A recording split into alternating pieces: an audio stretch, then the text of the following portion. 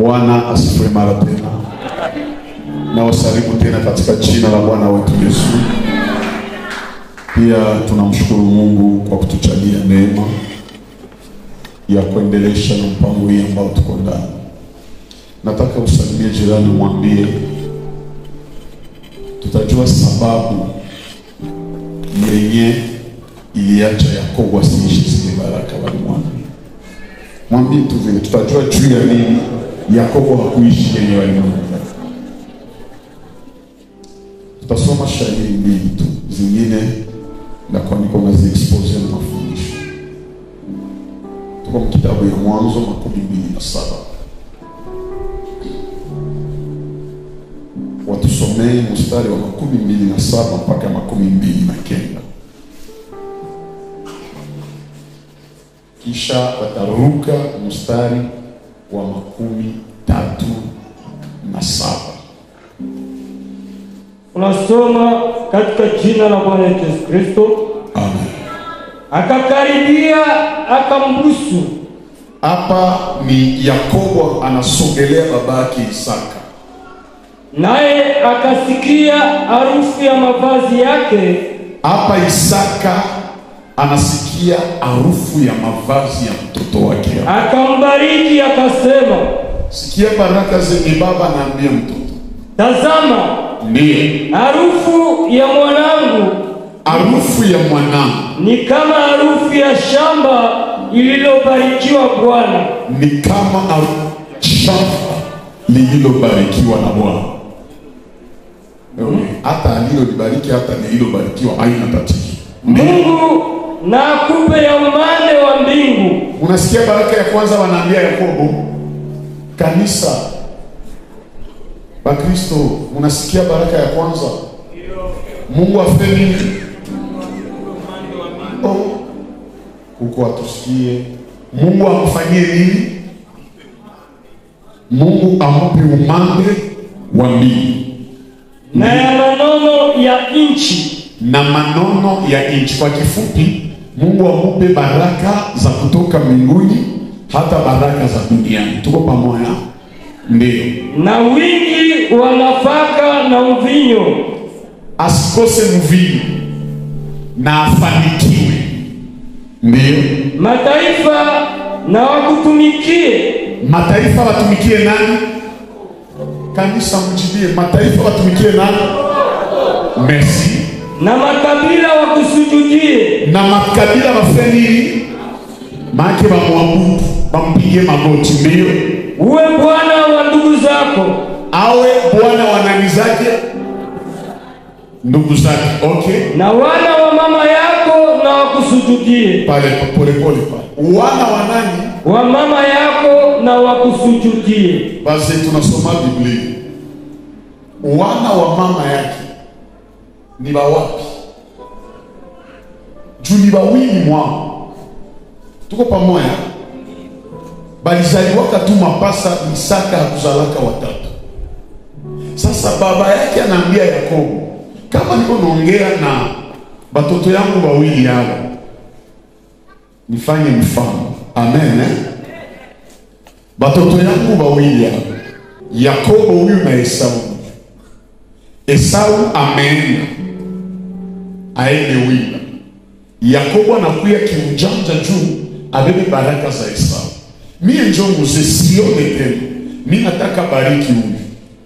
Bile vyote vyalimwambia Mungu mpatie baraka za umande wa mbingu na nafaka na mvinyo, wingi wa vinono vya dunia, vya udongo ama vya nchi, haina tatizo.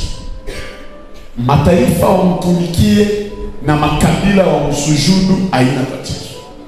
Ndugu zake wamtumikie, haina shida. Wao bwana awe bwana wa ndugu zake, haina shida juu mtu anaweza kuwa na ndugu mfamilia. Tuko pamoja? Sasa kwa probleme iko ni hapa, anamwambia na wana wa mama yako wakusujudia. Sasa mimi huyu niko namwambia, mimi najua kama mimi ndio baba nilizala watoto mbili. Niko naongea na mmoja, kisha nimwambie wana wa mama yako wakusujudia. Sasa swali yangu ni hii, Mimi najua kama iko na ndugu yake mmoja, siwezi mwambia wana, ninapaswa mwambia mwana wa mama yako akusujudie. Si ndio vile? Sasa wale wana wa mama yake ni wa wapi? Eske Rebeka alizalaka nje? Jibu si hapana. Amen, amen. Sijui kama tunaelewana. Unataka ujue wale wana ni wanani? Unataka uwajue leo? Tupatie basi Yesu makofi. Luka 13:7. 37. Ndiyo. Isaka akajibu, akamwambia Esau, ndiyo, tazama, nimemfanya awe bwana wako. Unasikia sasa pale wanaambia Esau, nimefanya ndugu yako akuwe bwana yako, maana akutawala. Na ndugu zake wote nimempa kuwa watumishi wake. Na ndugu zake wote nimempa kuwa watumishi wake. Kwa nafaka na mvinyo nimemtegemeza, nami nikufanyie nini sasa? Achia hapa. Tushangilie kwa ajili ya ushuhuda. Tulikuwa na ubiri jana, tulikuwa nasema juu ya vitu tano, funguo tano zinazompa mtu jina, na tukatembea na vitu tano Yakobo alifanya ili babadilishe jina yake. Huyu Yakobo alikuwa mtoto mwenye anatulia nyumbani, hakuwa kuhangaika. Ukisoma Mwanzo 12:5 mstari wa 12 kushuka, maandiko nasema Esau alikuwa mwindaji mkubwa na mtu wa msituni, yani mtu wa pori.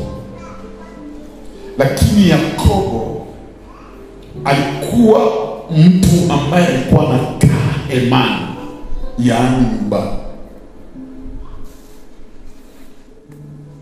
Esau ni wa kwenda kupori, Yakobo ni wa kuikala kunyumba. Baraka hazitembei na wanaogaagana kuhangaika porini, sababu pori, wakiambia mtu alienda mpori hautajua alienda mpori gani, juu pori ni za mingi. Lakini mtu akikaa nyumbani, wakimtafuta watampata. Mungu anawabariki watoto wanaokaa na kutulia fasi moja, hapana wanaokuwa na tabia ya kuhangaika. Sasa jirani mwanamshiko wa kuhangaika.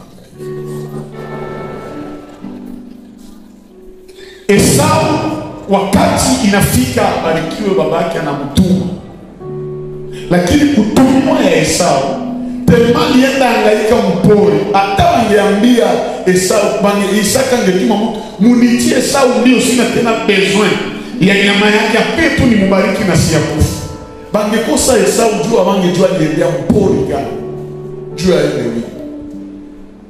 Lakini Yakobo yeye juma anajua na ikala hemani. Ile wakati watu walikuwa na ikala mahema, anaikala kunyumba, hata kosa kwa kumpata kama wanamtuma mtu amtafute Yakobo. Wakristo wengi walipoteza baraka sababu ya kuhangaika. Mungu anakuacha fasi fulani, alafu atakapotuma malaika kuletee baraka ama majibu, anakutana ulienda hangaika, anapatia mwingine mwenye iko mule, kisha ona baki kuna teseka maisha.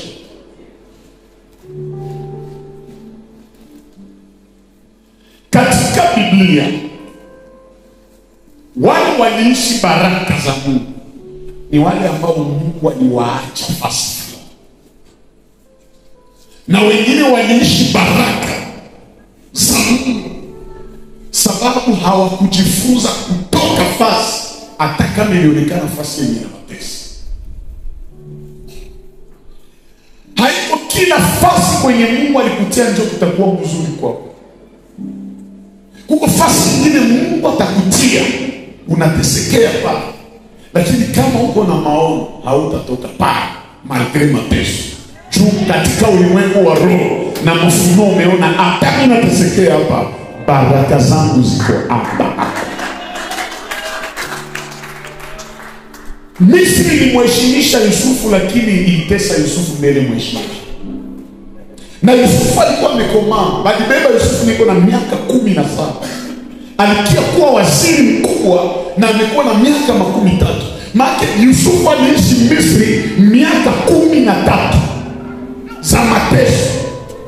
Lakini hakuna siku alisema mimi najua njia ya kunirudisha kwetu Kanaani, acha nitoroke Misri niende. Alijua hapa ni mahali Mungu amenileta nibarikiwe hapa. Atakatesekea hapa sitakimbia. Yusufu angekosa nguvu ya kutoroka prison, lakini akajua nikikimbia prison batanitafutaka na wananitumika, chunda kwa mwenye nilijie baadaye nilikimbia. Lakini nikibakia hapa, wakati ya Mungu utakapotimilika, ndatoka bila kukimbizwa, lakini ndatoka na heshima. Kama Mungu amekuleta na kivaa, usikimbie juu ya magumu ya kivaa. Bakia hapa mpaka siku Mungu ataruhusu utoke uende sasa Ulaya. Ukihangaika baraka zako utazikosa. Daudi anatuma Siba aende tafuta Mefiboshethi kwenye amemwambia. Daudi anasema hivi katika Samueli wa pili sura 9, hakuna mtu anabakia katika jamaa Sauli ili nimtendee wema kwa ajili ya Yonathani. Jamaa mmoja anasimama na uwaza nataka alishia ule, anasema kuna bakia mmoja ni kilema. Anaambia mfalme ni kilema juu, anajua mfalme yeye ndio alisema kilema hawezi ingia Yerusalemu. Akasema kipi ya pili iko mbali sana. Ndio mfalme akamuuliza iko wapi? Akamwambia iko Lodebar, kwa mtu mmoja anaitwa Makiri. Daudi akasema kama iko Lodebar maana iko na address, mwende mulete. Muniambie ile siku saba nituma watu baende leta Mefiboshethi. Bangekutana Mefiboshethi alikimbia. Si angepoteza kuikala kwa meza ya mfalme. Bamini walipoteza baraka juu ya kuhangaika. Ambia jirani usikuwe na tabia ya pori saa sana, kuwa na tabia ya kunyumba saa yako.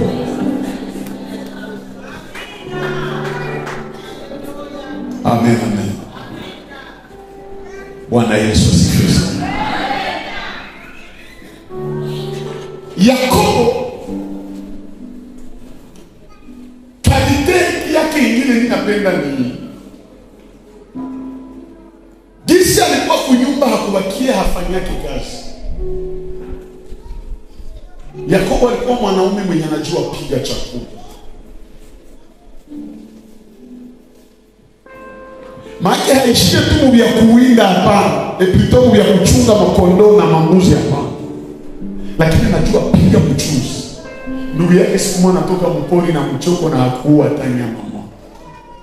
Akaambia petit frère, mimi najua napigaka mzuri sana na niko njaa tena mimi nachoka. Nipatie chakula ile umepiga. Yakobo ona maele yake akasema, kukupatia haina shida. Me haupata kama haunipatie kitu. Mkuu wake asinikupe. Asikunilapie leo kama unaniuzisha haki ya ukuu, haki ya uzaliwa wa kwanza, na nitakula kuisu. Ukipenda ukule yote, meunilapie tu. Esau mchinga akasema, mimi naenda kufa. Nikikufa sasa hivi ukuu itanifanyizia nini? Ebewa mkuu akamwambia lapa hautakula kama haula. Esau akala, haki nakupatia haki ya ukuu, unipe tu chakula kwa Yakobo akakupatia chakula hiyo.